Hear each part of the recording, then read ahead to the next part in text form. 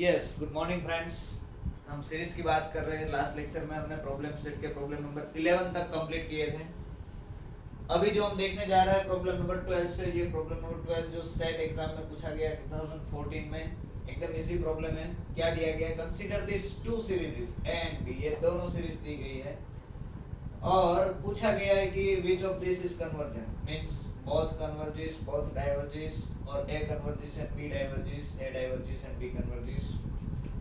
So ऐसे हमने कई सारे एग्जांपल्स किए हैं। सो इसके हिसाब से आप डायरेक्टली बता सकते हो कि अगर यहाँ पर माइनस है तो हम कुछ कंक्लूड नहीं कर सकते। पहले क्या करना पड़ेगा, ये माइनस को दूर करना पड़ेगा और माइनस को दूर करने के लिए रैशनलाइज करना पड़ेगा।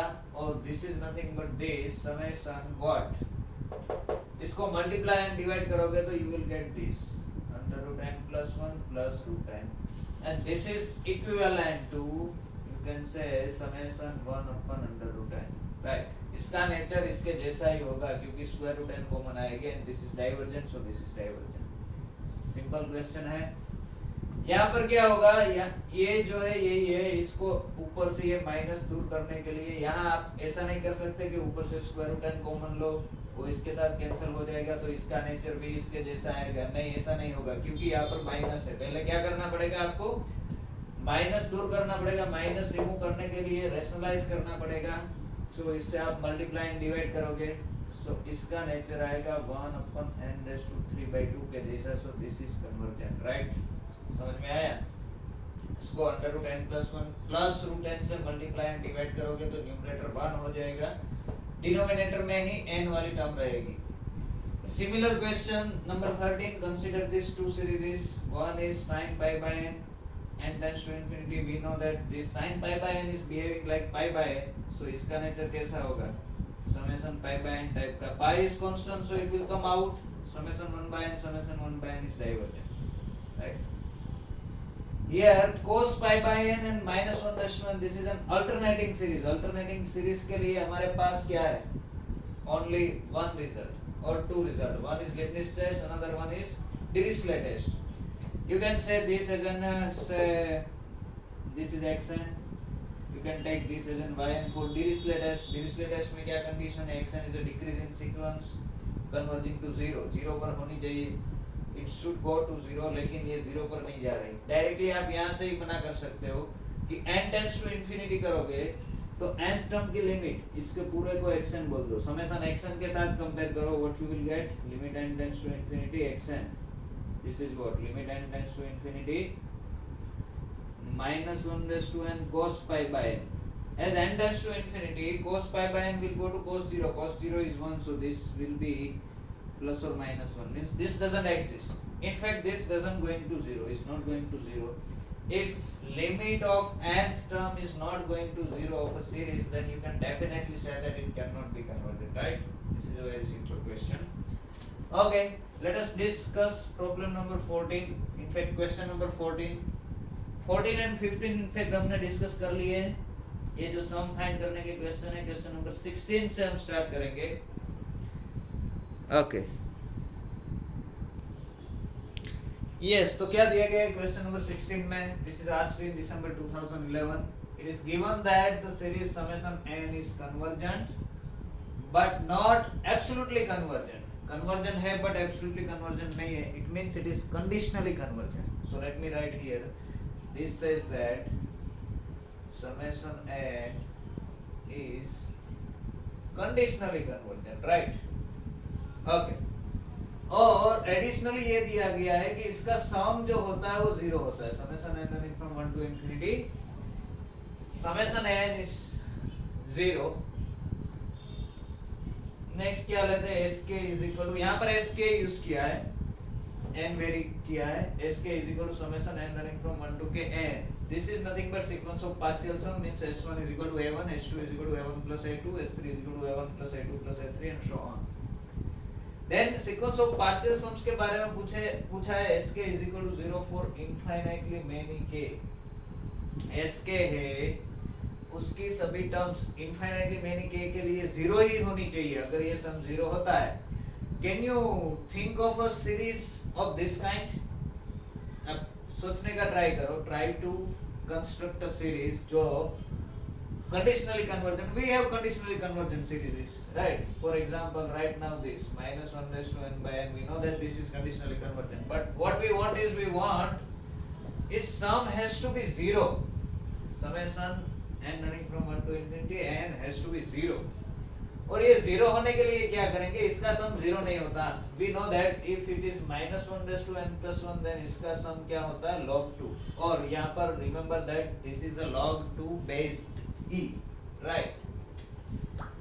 So मैं इसको ऐसे लिखना चाहूँगा, minus 1 raised to n, यहाँ पर से n plus 1 मैंने निकाल दिया, तो ये हो गया minus log 2. Minus log 2 को इस तरफ ले लो, तो this will give you summation. Let me write like this. log 2 इस तरफ आ जाएगा तो प्लस हो जाएगा log 2 plus summation minus 1 raise to n by n is equal to 0. This is a series. एक सीरीज मिली हमें n is equal to 1 to infinity. Let me call it this as a0. मैं इसको a0 बोल देता हूँ, right? तो ये 0 से स्टार्ट होगा. ये कैसी सीरीज है? ऐसी है. log 2 n is equal to 1 रखोगे तो minus 1 plus 1 by 2 minus 1 by 3 plus 1 by 4 minus 1 by 5 plus and so on. Right. This is our a0. This is a1. This is a2 and so on. So I can say this. This is summation an n running from 0 to infinity. This is equal to 0. Where what is a0? A0 is log 2. And after that n is equal to minus 1 raised to n by n. See, क्या करना था हमारे पास, हमें ये summation 0 चाहिए था, लेकिन 0 वाली सीरीज हम नहीं जानते थे, तो क्या किया, इसको हमने फर्स्ट टर्म बना दिया. So we have such type of series. Now we know that this is also conditionally convergent, because if you take modulus of n, this will be modulus of log 2 plus mod 1 plus 1 by 2 plus 1 by 3 plus 1 by 4 plus 1 by 4. This is going to infinity. So this series satisfy every condition, right? So from this series you can conclude what? Sk is equal to 0 for infinitely many k होना जरूरी नहीं है, because यहाँ पर अगर हम Sk की terms लिखेंगे तो S1 क्या आएगा? See, S1 is equal to first term. Let me write S0. S0 is equal to A0. What is A0? A0 is log 2, which is positive, right? Okay, what is S1? S1 will be A0 plus A1. A0 is log 2 plus, what is A1? A1 is minus 1. A1 is equal to minus 1.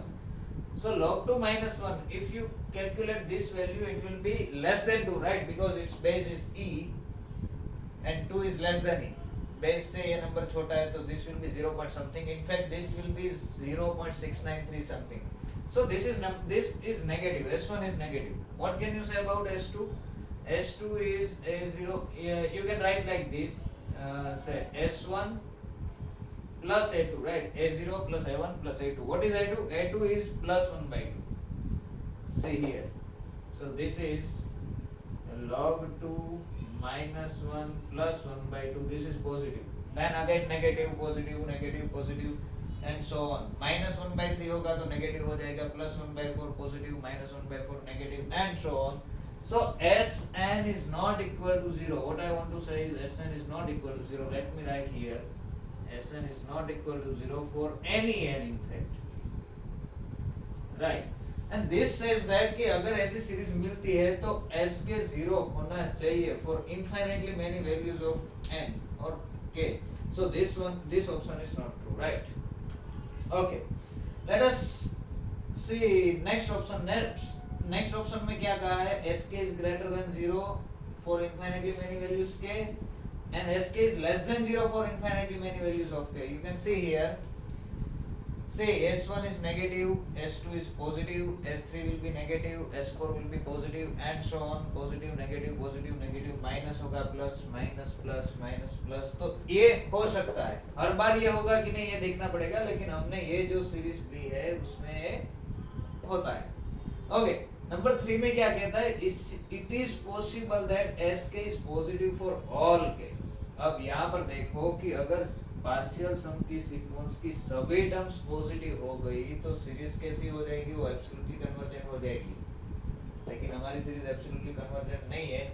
और कहाँ जाना है? उसको 0 पर जाना है. S1 में भी समवेयर हियर. हमारा S1 कैसा आता है? नेगेटिव आता है. S1 somewhere here, S2 is somewhere here, S3 somewhere here, S4. S5 S6 oscillate होते होते होते उसको कहाँ पर कन्वर्ज करना है, जीरो पर कन्वर्ज करना है, तो उसमें पॉजिटिव नेगेटिव दोनों टर्म आनी चाहिए। कहाँ पर, Sn में।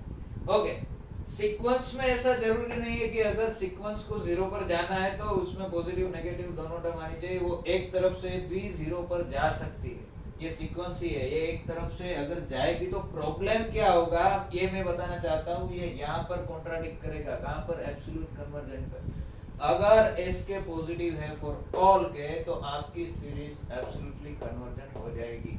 So this option is not true, and similarly this is also not true. It is possible that SK is positive for all but finitely many values of k. अगर finitely many values के लिए ही, अगर finitely many values को छोड़ के अगर ये positive है, finitely many values के लिए ही नेगेटिव है, तो वो finitely many values का यहाँ पर मॉड्यूलस तो आप लोगे एब्सोल्युटली कन्वर्जेंट में, तो कोई प्रॉब्लम नहीं करेगा, मींस डाइवर्जेंट नहीं हो जाएगी। फाइनाइटली मैनी ऐड करके you can subtract in, and finitely many values के लिए जिसके लिए नेगेटिव हो रहा है उतनी टर्म उसकी ऑपोजिट ऐड कर दो, तो क्या हो जाएगा, सम तो जीरो ही रहेगा और ये एब्सोल्यूट कन्वर्जेंट हो जाएगी again. So this option is not true. तो अगर कोई सीरीज एब्सोल्युटली कन्वर्जेंट नहीं है तो उसकी पार्शियल सम सीक्वेंस, और अगर वो जीरो पर कन्वर्ज हो रही तो उसकी पार्शियल सम की सीक्वेंस ऐसे ही जीरो पर जाएगी। ओके, एडिशनली अगर सपोज जीरो नहीं वन पर कन्वर्ज हो रही है और एब्सोल्युटली कन्वर्जेंट नहीं है, वन पर कन्वर्ज हो रही है, तो उसकी पार्शियल सम की सीक्वेंस इस तरफ से वन पर नहीं जा सकती, ओनली वन वे से, या फिर ओनली इस वे से भी नहीं जा सकती, S1 S2 S3 S4 S5 S6 ऐसे नहीं जा सकती। कब, अगर एब्सोल्युटली कन्वर्जेंट नहीं है तो, अगर एब्सोल्युटली कन्वर्जेंट है तो ऐसे जा सकती है, वन वे भी जा सकती है। किसी भी पॉइंट पर जाना है कब, जब सीरीज कन्वर्जेंट हो, सीरीज का सम यहाँ जीरो नहीं कोई भी नंबर आ रहा है और वो एब्सोल्युटली कन्वर्जेंट ना हो तो पार्शियल सम्स की सीक्वेंस ऑसिलेट होकर ही उसके ऊपर जाएगी। देयर आर, इसको आप ऐसे भी देख सकते हो, कैसे एक्सप्लेन करेंगे, देखो इसको आप ऐसे भी देख सकते हो कि यहाँ पर जो हमारी सीरीज है summation n, this is finite but summation mod n is infinite, right. In fact this is zero, right, ये सम जीरो है। तो a1 plus a2 plus a3 plus a4 plus a5, तो ये क्या हो गया, ये ऐसा कुछ हो गया, a1 plus a2 plus a3 plus up to infinity, this is equal to 0। And अगर सभी का मॉड्यूलस ले लिया a1 plus a2 plus a3 plus an, तो this is going to be infinity। it means what, it means that कि यहाँ पर जितनी टर्म या जीरो हो रहा है तो सभी टर्म्स पॉजिटिव नहीं होनी चाहिए, क्योंकि अगर सभी टर्म्स पॉजिटिव है तो उसका मॉड्यूलस क्या आ जाएगा, ये आ जाएगा, वो यही होगा। अगर a1 पॉजिटिव a2 पॉजिटिव तो यही हो गया, और ये तो इंफिनिटी हो रहा है, ये जीरो हो रहा है, तो सभी टर्म्स पॉजिटिव नहीं हो सकती। सिमिलरली सभी टर्म्स नेगेटिव भी नहीं हो सकती, क्योंकि अगर सभी टर्म्स नेगेटिव है तो यहाँ पर माइनस रख दो, माइनस माइनस माइनस, इसका मॉड्यूलस क्या आएगा, माइनस a1, इसका मॉड्यूलस माइनस a2। अगर सभी टर्म्स नेगेटिव है तो इसका मॉड्यूलस माइनस a3, तो it will be minus, it will be infinity और माइनस इंफिनिटी। बट यहाँ पर तो ये जीरो आ रहा है, तो सभी टर्म्स पॉजिटिव भी नहीं हो सकती, सभी टर्म्स नेगेटिव भी नहीं हो सकती। Okay, in fact finitely many terms positive हो और फाइनाइटली मेनी टर्म्स नेगेटिव हो, ऐसा भी नहीं हो सकता, क्योंकि इसमें भी आपको कॉन्ट्राडिक्शन मिलेगा, थोड़ा एनालिसिस करना। तो क्या होगा, n will be positive for infinitely many n, ऐसा होना पड़ेगा, और n will be negative also for infinitely many n's। There must be infinitely many positive terms, there must be infinitely many negative terms, और ये दोनों होके, अगर दोनों है तो जब आप Sn लोगे तो a1 plus a2 plus a3, इसमें पॉजिटिव्स भी आएगी, नेगेटिव्स भी आएगी, जो नेगेटिव आएगी वो उसको पीछे ले जाने की ट्राई करेगी, पॉजिटिव आएगी वो आगे बढ़ाने की ट्राई करेगी। इसके वजह से ये दोनों नहीं हो सकते। There must be infinitely many s के positive and infinitely many s के नेगेटिव्स, राइट। ओके, देखते हैं नेक्स्ट क्वेश्चन। नेक्स्ट क्वेश्चन में क्या दिया गया है, क्वेश्चन नंबर 17। लेट अस सी।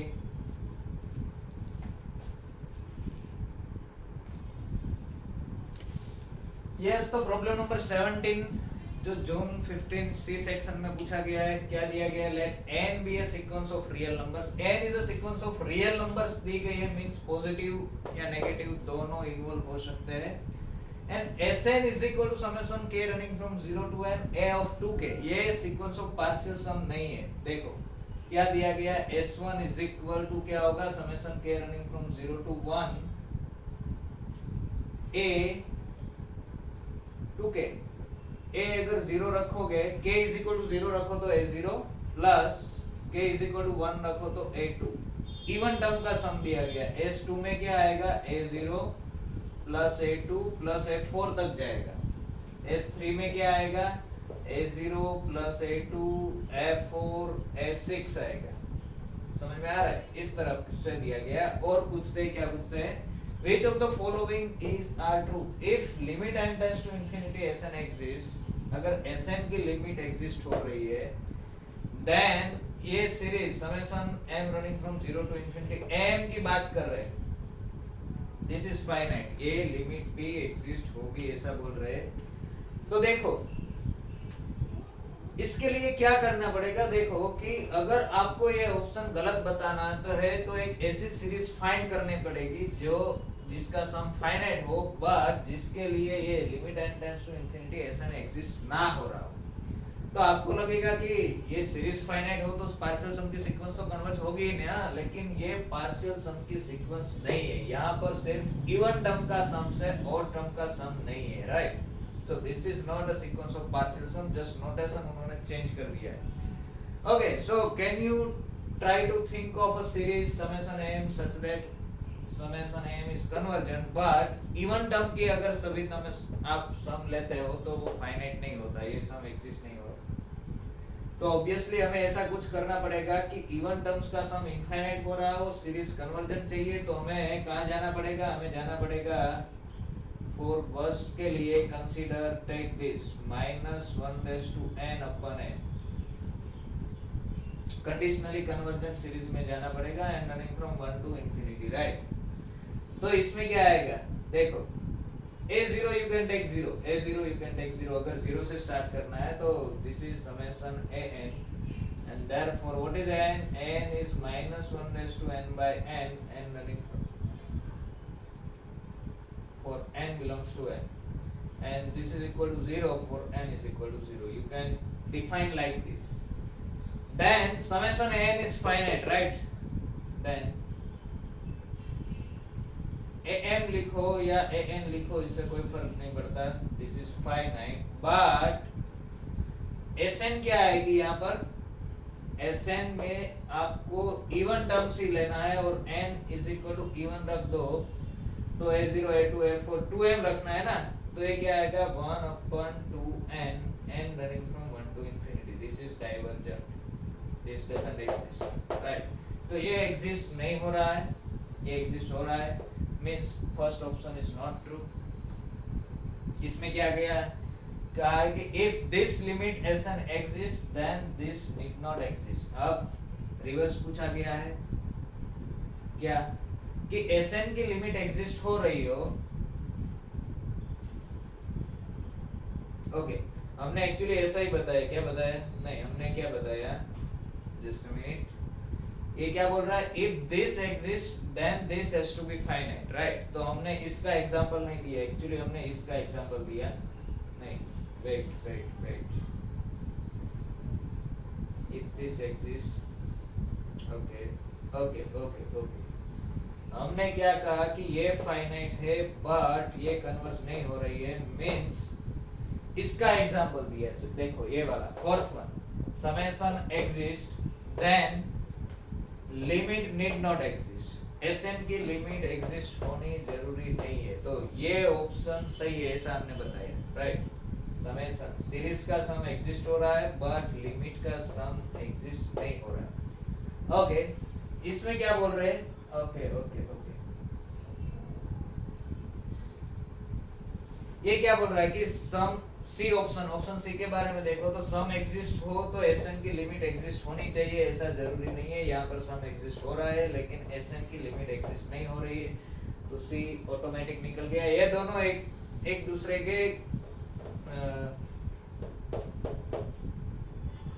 वो क्या बोलते हैं, नेगेशन है, राइट। इसका नेगेशन ये है, यानी भी ये सही हो तो ये नहीं हो सकता, ये सही हो तो ये नहीं हो सकता। ओके, तो समेशन एग्जिस्ट हो रहा है, लिमिट एग्जिस्ट होनी जरूरी नहीं है। अब रिवर्स पूछ रहे हैं कि लिमिट एग्जिस्ट हो रही है तो सम एग्जिस्ट होगा, ऐसा भी जरूरी नहीं है। अगर लिमिट हो रही मींस इवन टर्म का सम एग्जिस्ट हो रहा है, तो मैं क्या करूंगा, मैं सीक्वेंस की, हमें इवन टर्म की लिमिट एग्जिस्ट होनी चाहिए, तो मैं ऐसे सीक्वेंस बनाऊंगा कि जिसकी इवन टर्म 0 हो। Take n is equal to 0 for n even and 1 for n odd, right. तो समेशन am क्या हो जाएगा, m running from 0 to infinity, this will be a0 plus a1 plus a2 plus a3 and so on. a0 is even, so 0 plus 1 0 plus 1 0 plus 1 0 plus 1 and so on. So this is divergent, right? But Sn क्या आएगी, Sn आएगी even term की सम, summation a to n running from 0 to k, sorry k running from 0 to k, 0 to n, a to k।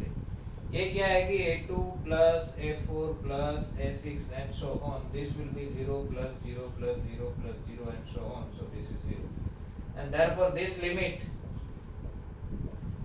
n tends to infinity Sn exists।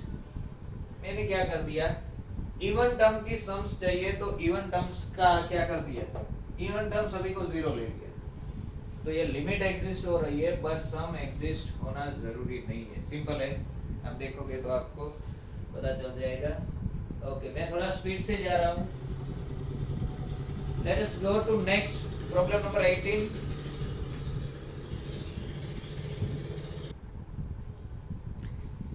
Yes, this is also an interesting question. क्या दिया गया है, AK is an unbounded strictly increasing sequence of positive real numbers। unbounded है तो ये जो दिया गया मैं लिखता हूँ, unbounded का मतलब क्या है कि limit n tends to infinity an is infinity, unbounded है। पॉजिटिव रियल नंबर की सीक्वेंस है, इंक्रीजिंग है, यानी an is strictly less than n plus 1 for all n। unbounded strictly increasing sequence of positive real numbers, n is greater than 0 for all n, right। ये दिया गया हुआ है, इसका यूज करके नई सीक्वेंस डिफाइन की है, xk is equal to ak plus 1 minus ak divided by ak plus 1, then which of the following is correct। Okay, first option में दिया गया है, देखो कुछ ऑप्शन तो आप देख के निकाल सकते हो कि इसमें बोल रहा है कि xk is convergent, summation xk convergent होनी चाहिए, xk के बारे में बोल रहे हैं। तो पहले तो आपके पास ऐसी सीक्वेंसेस के एग्जांपल होने चाहिए जो अनबाउंडेड हो, स्ट्रिक्टली इंक्रीजिंग हो और positive real numbers. For example you can take n is equal to n, this is an unbounded strictly increasing sequence, right. This is simple one. तो इसके हिसाब से आप xk लिखोगे तो xk क्या आएगा, xk is ak plus 1, ak plus 1 means k plus 1 minus ak is k divided by ak plus 1 is k plus 1, k will get cancelled, this is 1 upon k plus 1। so summation xk क्या हो गई, summation 1 upon k plus 1 हो गई, which is divergent means ये convergent होगी ऐसा नहीं बोल सकते, तो ये ऑप्शन निकल गया, राइट। सी एक एग्जांपल हमने लिया उसमें डाइवर्ज हो रही है समेशन x के, तो इसका मतलब ये नहीं है कि समेशन x के ऑलवेज डाइवर्जेंट होगी, इट मे और may not be divergent, right. अभी ये ऑप्शन निकाल नहीं सकते। अगर सभी में डाइवर्जेंट हो रही है, एक हमने एग्जांपल लिया उसमें डाइवर्जेंट मिला, अगर कोई example another example Leo an का, उसमें अगर ये समेशन x के कन्वर्जन मिल जाए तो ये ऑप्शन निकाल सकते हो, तो बोल सकते हो कि समेशन x के डाइवर्जेंट होना जरूरी नहीं है। ओके, तो एक ऑप्शन डायरेक्टली हमने निकाल दिया। ओके, और कौन सा ऑप्शन है, ये दिया गया है कि for all n greater equal n summation x के इससे बड़ा होगा, समेशन x के बारे में हमने सोचना है, तो let us write to this for option A के लिए समेशन एक्स के हमें कैलकुलेट करना है के running from m to n. Okay, तो ये क्या होगा देखते हैं। This is xm plus xm plus 1 plus xm plus 2 and so on up to xn. Last term will be xn and n is strictly greater than m, right?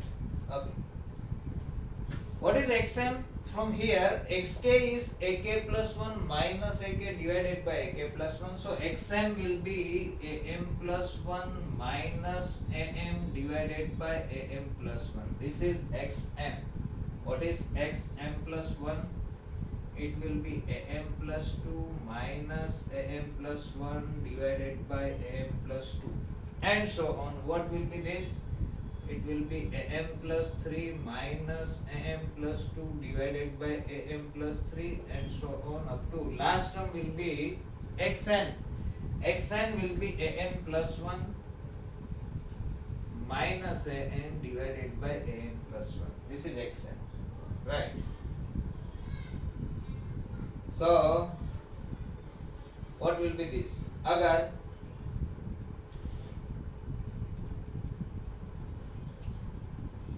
हमें क्या चाहिए यहाँ 1 minus a m by a n चाहिए, a m by a n चाहिए तो denominator में ए n चाहिए, denominator में ए एन चाहिए तो एन ग्रेटर देन एम है ना, एन ग्रेटर देन एम है तो मैं क्या करूंगा, मैं हर जगह सभी के डिनोमिनेटर में ए एन रिप्लेस करना चाहता हूँ। देखो मैं ऐसे लिखना चाहता हूँ, this is a m plus 1 minus a m by a n, right? Plus this will be what? am plus 2 minus am plus 1 divided by an and so on. xk is equal to xk plus 1 आ रहा है तो यहाँ पर n minus 1 तक जाना चाहिए। Okay, next term में क्या आएगा? am plus 3 minus am plus 2 divided by an। मैं क्या कर रहा हूँ, डिनोमिनेटर सिर्फ रिप्लेस कर रहा हूँ, न्यूमरेटर ऐसे ही रख रहा हूँ। ओके, इसकी जो आगे की टर्म आएगी सो ऑन, क्या हमारे पास रिलेशन है an जो है an सीक्वेंस इंक्रीजिंग सीक्वेंस है तो n बड़ा है तो n will be what? n will be greater than am plus 1, an will be greater than am plus 2, greater than or equal to up to am तक जाएगा, जा सकते हैं, राइट? सॉरी an तक जा सकते हैं। an plus 1 की जगह हम an रिप्लेस नहीं कर सकते, वहाँ वो इसको ऐसे ही रखना पड़ेगा। ओके, तो ये क्या हो जाएगा? दिस विल बी, इसकी आगे की टर्म ये आएगी, क्या आएगा? तो फिर n हमको रिप्लेस करना ही पड़ेगा, m बाई n चाहिए तो, या तो फिर यहाँ पर n माइनस 1 तक होना चाहिए। Okay, no problem. ओके, तो ये क्या हो गया? देखो इसकी आगे की टर्म क्या आएगी, इसकी पहले वाली टर्म में यहाँ लिख रहा हूँ, ये आएगी an minus n minus 1 divided by an, right? तो ये टर्म में लिख रहा हूँ an minus n minus 1 divided by what? an। और ये लास्ट टर्म बचेगी, लास्ट टर्म क्या है? लास्ट टर्म ये है an plus 1 minus an upon an plus 1, ये लास्ट टर्म ऐसे ही रहेगी। अभी देखो ये जो टर्म्स है हमने क्या किया, डिनोमिनेटर इंक्रीज किया, डिनोमिनेटर बड़ा किया, डिनोमिनेटर बढ़ाया तो this quantity will be less than, right? इससे बड़ा ये है, इससे बड़ा ये है, इससे बड़ा ये है, और लास्ट टर्म में कुछ नहीं किया क्योंकि यहाँ पर an प्लस 1 बड़ा है an के हिसाब से, तो इसको ऐसे ही रख देते हैं। ओके, या तो फिर वो टर्म लिखे ही नहीं तो भी ये टर्म बड़ा ही होगा ना। Yes, this is greater than. देखो अभी मैं 1 अपन n कॉमन ले रहा हूँ सभी में से, 1 अपन n if we take common, this will be क्या बचेगा?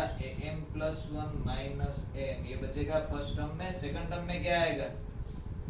am plus 2 minus am plus 1, next term में क्या आएगा? am plus 3 minus am plus 2, and so on up to an minus n minus 1. Last term ये आएगी this plus something ये वाला. But अगर ये प्लस में ना करूं तो यहाँ पर क्या हो जाएगा, स्ट्रिक्टली लेस देन हो जाएगा. क्योंकि मैं क्यों नहीं कर रहा, क्योंकि हमें जाना है an तक, डिनोमिनेटर में n प्लस 1 तक नहीं जाना है, और यहाँ हम रिप्लेस भी नहीं कर सकते. तो this term, this quantity is greater than this, right. इसको मैं अब नहीं लिख रहा हूँ. This is a positive term. क्यों पॉजिटिव होगा, क्योंकि इसको सेपरेट कर दो तो ये होगा 1 minus n upon n plus 1, and n increasing है तो this quantity will be less than 1. तो 1 में से 1 से छोटी क्वांटिटी बात करो तो this is positive, and positive है इसलिए दिस इज दिस. अब क्या हो जाएगा देखो, positive negative positive negative positive negative. जो टर्म्स कैंसिल हो रही है उसकी पॉजिटिव टर्म पहले आ रही है, नेगेटिव टर्म बाद में आ रही है. यहाँ पर माइनस am आया तो उसकी पॉजिटिव टर्म आगे होनी चाहिए, लेकिन आगे कोई टर्म नहीं है तो ये कैंसिल नहीं होगी, बचेगी. ओके, जो कैंसिल हो रही है उसकी पॉजिटिव टर्म पहले आ रही है, नेगेटिव बाद में आ रही है. यानी कि यह नेगेटिव आई तो उसकी पॉजिटिव आगे कहीं आ गई होगी तो ये कैंसिल हो जाएगी. ये पॉजिटिव है उसकी नेगेटिव आगे आएगी, लेकिन आगे कोई टर्म नहीं है तो ये बचेगी. क्या an बचेगा, और डिनोमिनेटर में है an. सेपरेट दे दो तो this is equal to what, 1 minus am upon a. So this is what we want, right? Summation xk is greater than this, so this option is true. अगर ये option true है तो आगे क्या बोलते हैं कि देयर एग्जिस्ट एन, एक ऐसा एन मिलना चाहिए लार्ज, m से बड़ा, so that summation this summation is greater than 1/2 हो जाए. तो अगर हम यहाँ पर देखें, ये मैं इसको निकाल देता हूँ, ऑप्शन बी के लिए ऐसा कोई एन मिलेगा कि नहीं ये हमें कंक्लूड करना है. So now what we know is this. So this is greater than 1 minus am upon n. This is true, right? तो ऐसा कोई n का existence होगा कि नहीं कि so that this is greater than 1/2. So let us focus on here. If we can show that this quantity is less than 1/2 or greater than 1/2, this tends to 0, right? तो ये हो जाएगा. हमें क्या बताना है, इसको 1/2 से बड़ा बताना है, इसको 1/2 से बड़ा बताना है. तो क्या करेंगे, now we know that what we know, limit n tends to infinity an. क्या है, n की लिमिट इंफिनिटी है, it is unbounded, right. Our m is fixed and therefore limit n tends to infinity am by n. m is a fixed number. For fixed m और for given m is equal to suppose 5 है, n tends to infinity करो, denominator जो है infinity पर जा रहा है तो this is going to 0, right. और ये 0 हो रहा है पॉजिटिव टर्म की सीक्वेंस है, ये सभी पॉजिटिव है, 0 पर जा रहा है तो एक टाइम ऐसा आएगा कि उसको लेस देन 1/2 होना पड़ेगा. Therefore there exist n belongs to n such that क्या होगा, am by an less than 1/2 हो जाएगा. जब ये लेस देन 1/2 होगा तो क्या होगा, तो minus am by an will be greater than minus 1/2. Now if you add 1 you will get 1 minus am by an will be greater than 1 minus 1/2, that is 1/2. तो this quantity, but ये summation x के तो इससे बड़ा है और ये बड़ा हो गया 1/2 से, and therefore from option A what we can say is summation xk, k running from m to n is greater than 1 minus this is greater than 1/2. So एक n ऐसा मिलेगा ही आपको for each n, एक number ऐसा मिलेगा कि उतनी term का सम करोगे तो it will be greater than 1/2, right? Now what can you say about this summation xk is divergent? Is it divergent? तो यहाँ से आपको पता चल जाएगा, क्या पता चल जाएगा और कैसे, और यहाँ से भी पता है, xk के ऊपर से भी डायरेक्ट पता चलता है. देखो ऐसे, now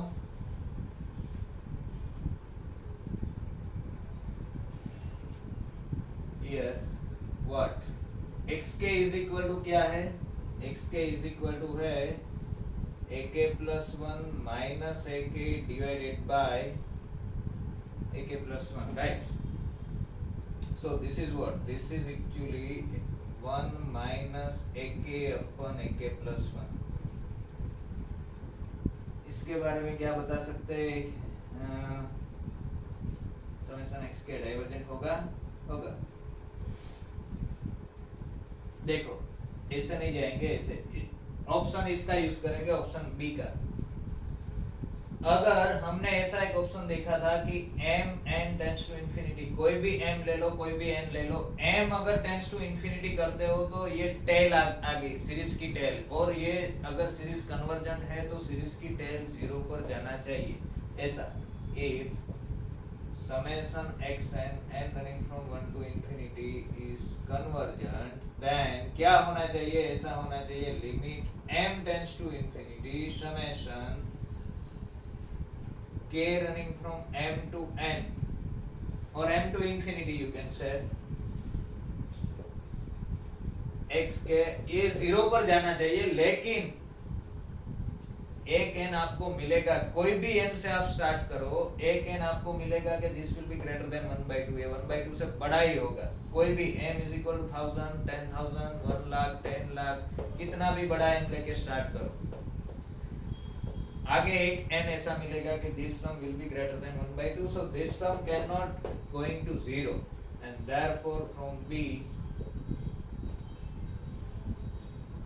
summation xk is divergent. It has to be divergent. It cannot be convergent. Now this is solved. Right. Okay. Next question देखते हैं। ये थोड़ा दिमाग में क्लियर कर लेना कॉन्सेप्ट, कोसी सीक्वेंस वाला, कोसी सीरीज वाला।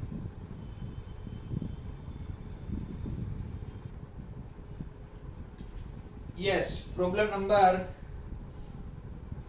19 एंड 20 आप कर सकते हो, प्रॉब्लम सेट से ट्राई करना, जो हमने एग्जांपल्स देखे थे सीरीज के उसके जैसा ही है।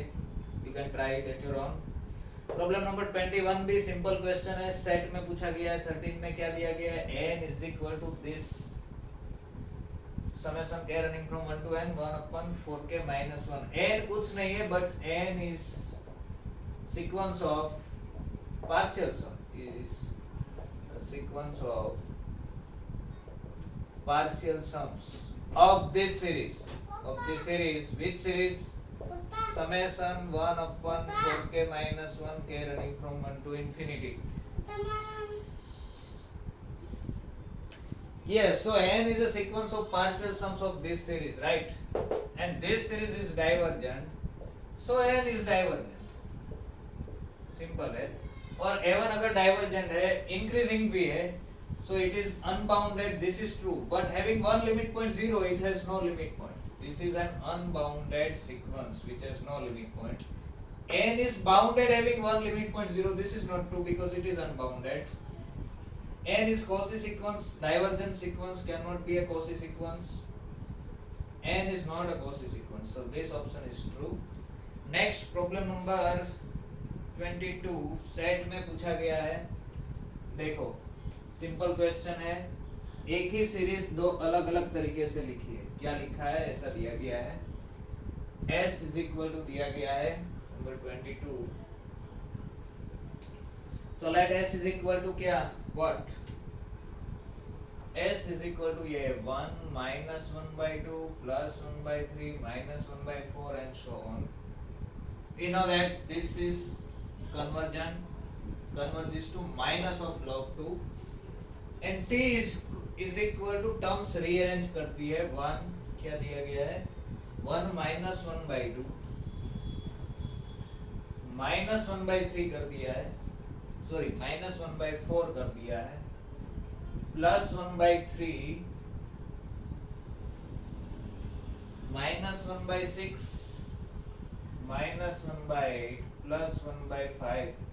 क्या किया है? दो इवन टर्म्स ली है, एक और टर्म, दो इवन एक और, दो इवन माइनस इवन कौन सी आएगी? 10 and 12 and so राइट। इसकी टर्म्स को रीअरेंज करके टी दिया गया है। obtain from s through rearrangement of terms, then s and t both are, then option A दिया गया है absolutely convergent, S and T both are, then S and T both are, option A है absolutely convergent. We know that this S is not absolutely convergent, so this is not true. In fact, S and T, none of this is absolutely convergent. Number 2, conditionally convergent and S is equal to T. S and T both are conditionally convergent.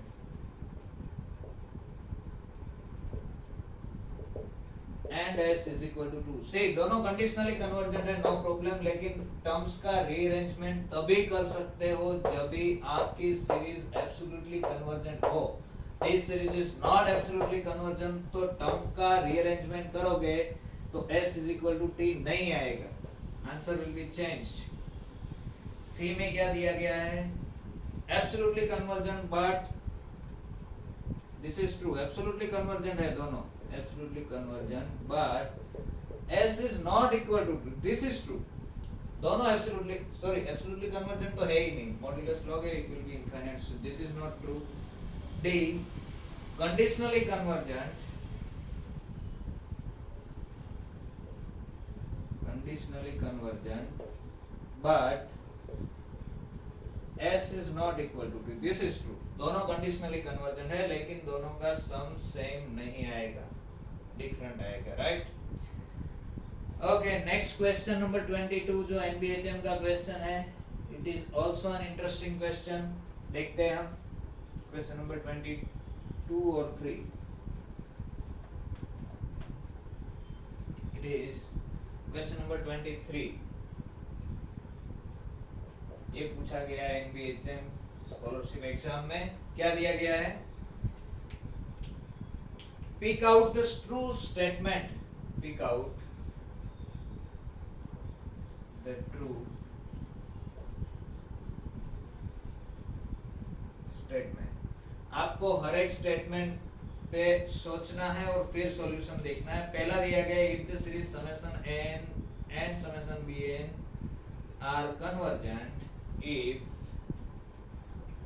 summation n and summation bn both are convergent, दोनों convergent है, then point wise product, then summation n bn is also convergent. Let us think over this statement first, then we will go to next.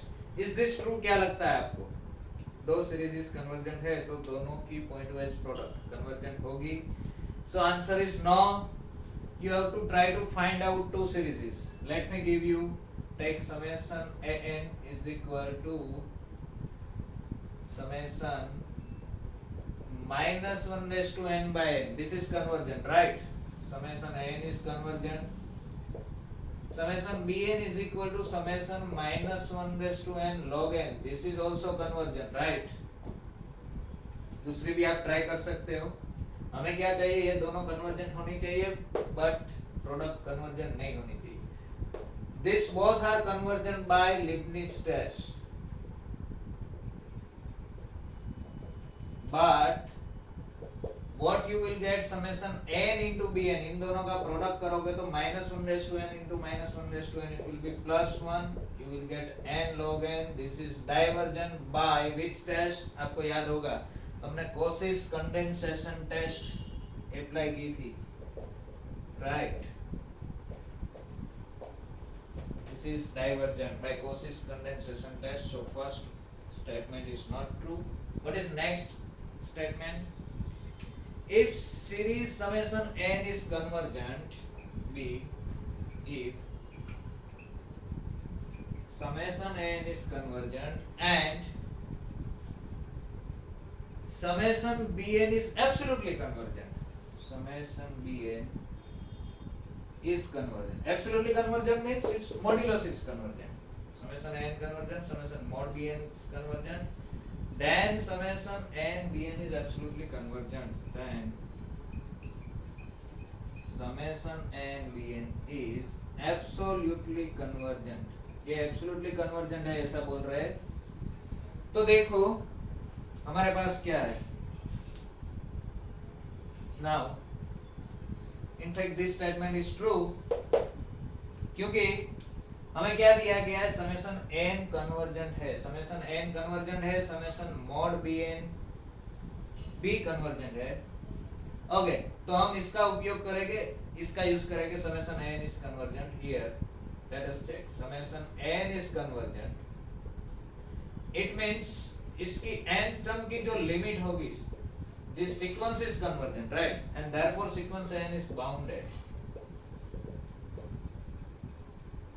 So let modulus of n is less or equal m for some n.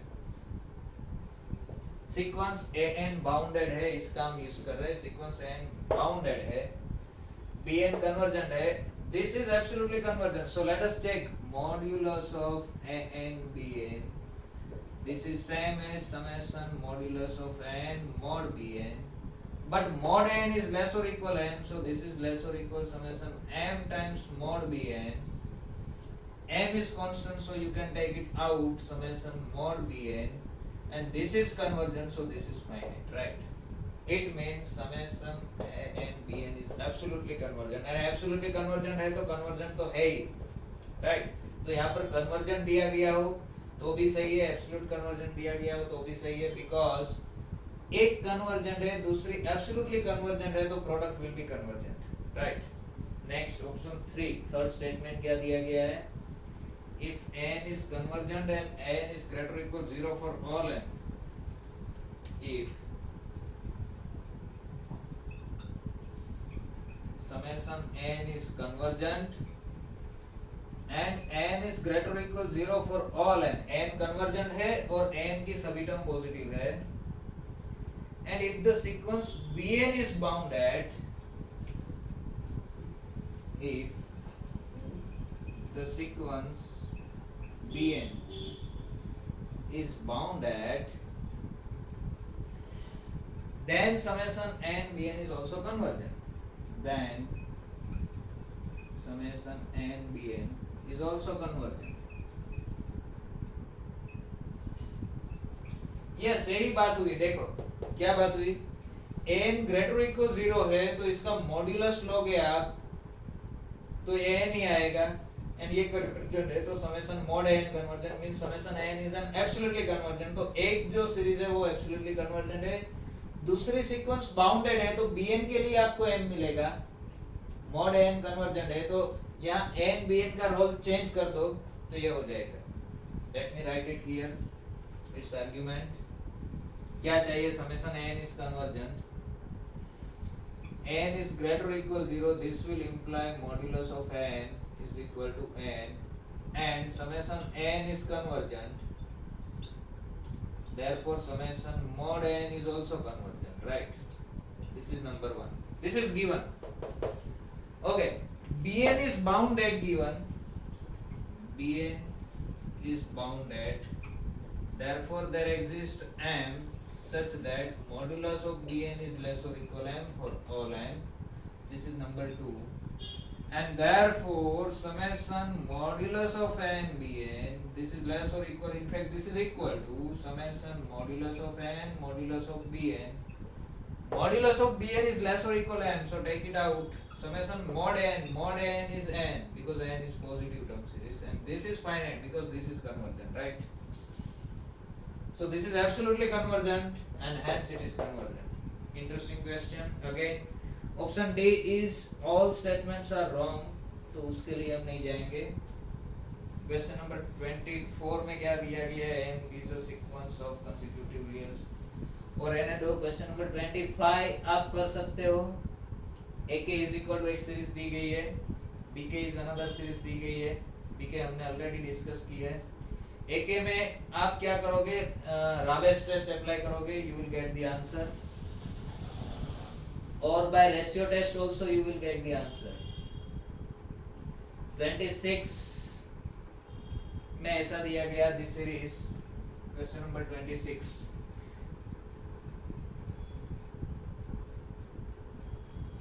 क्या दिया गया है,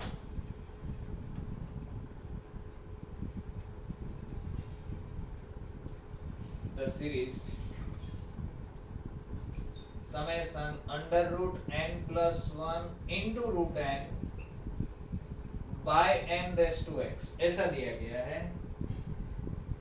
इस convergence for x की range find करना है, x की value क्या होगी, so that is convergence. So आपको पता है दिस इज इक्विवेलेंटली समेशन ये n raise to 1/2 into n raise to 1/2।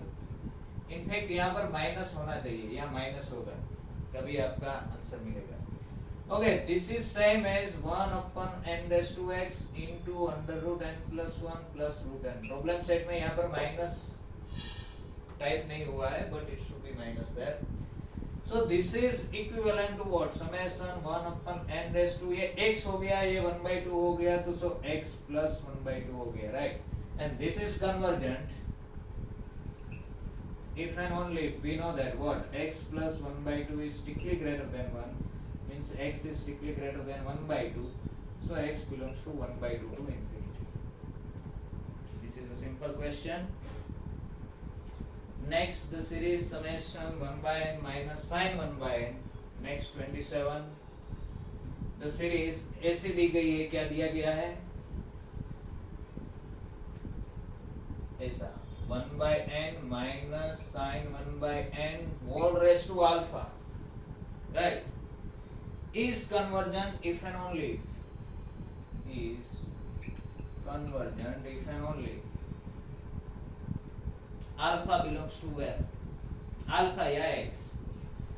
तो देखो इसको हमें क्या करना है, we know that sin 1 by n is behaving like 1 by n, so 1 by n 1 by n minus 1 by n, this will go to 0, but we know that sin x का expansion x minus x cube by 3 factorial plus x raised to 5 by 5 factorial and so on, ऐसा है ना।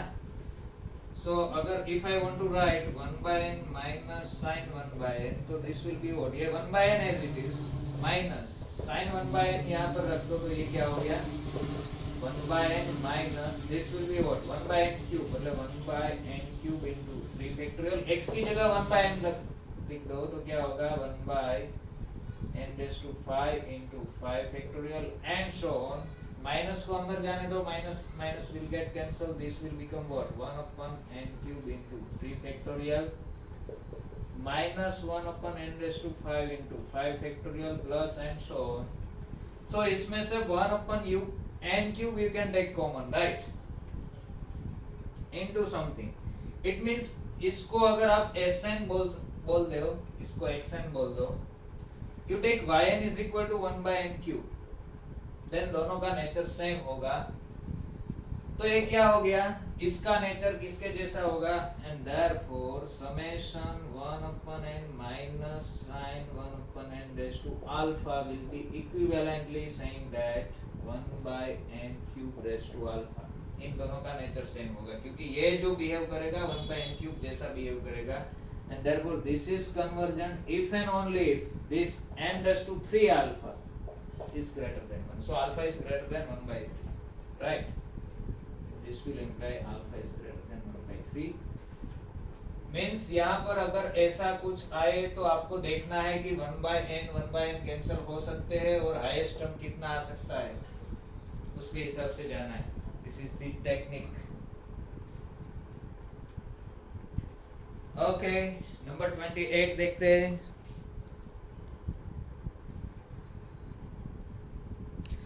Okay, इस lecture में इतना रखते हैं, next lecture में आगे के प्रॉब्लम्स देखेंगे। आई थिंक नेक्स्ट लेक्चर में सीरीज का सभी प्रॉब्लम्स कंप्लीट हो जाएगा और फिर हम आगे बढ़ेंगे। Will stop here.